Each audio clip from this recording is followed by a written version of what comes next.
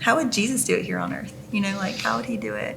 How would he do this life? What would he accomplish? Who needs to be heard today or loved? And that might be through text or communicating with people, reaching out, going on a walk, spending quality time with people, reconnecting with someone you haven't seen for a few years.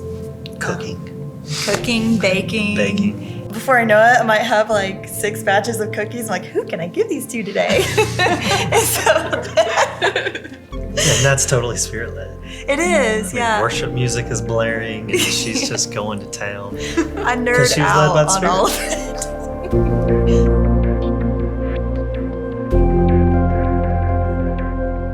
And he speaks to us in different ways. Yeah. But our story about Stonebridge is that we visited quite a few churches and didn't quite feel like any of them were right until we visited Stonebridge.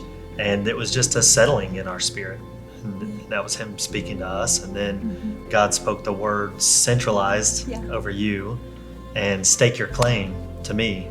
So we did just that. We staked our claim in Marietta, moved to the city, and just through the church, community, and work, just began to be more and more centralized. So it's been a really beautiful thing. But he also speaks through like other people, just in ministry time or praying with friends, through life things. He speaks through his word, pictures and visions too, and dreams.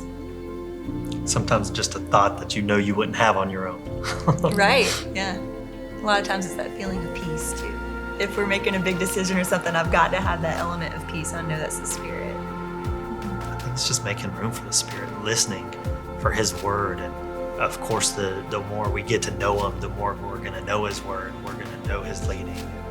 I'm self-employed, and I love what I do. I get to serve people in a pretty intimate way, talking about their finances. And so I get to know my clients so intimately and just have spirit-led conversations about life. And, I desire that wisdom for God, because that's when the true value comes, by that gentle leading of the Spirit, and sometimes not so gentle. But if we begin to stray off the path, it's the Spirit that corrects us. It's the Spirit that pulls us back, and him claiming that we're his, not us claiming we're his. I really try to keep my ears open, my eyes open, and be sensitive to any needs out there. Spirit, you're my helper. You're my guider.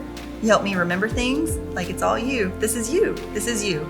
I'm just here trying to obey and listen and do what you ask me to do.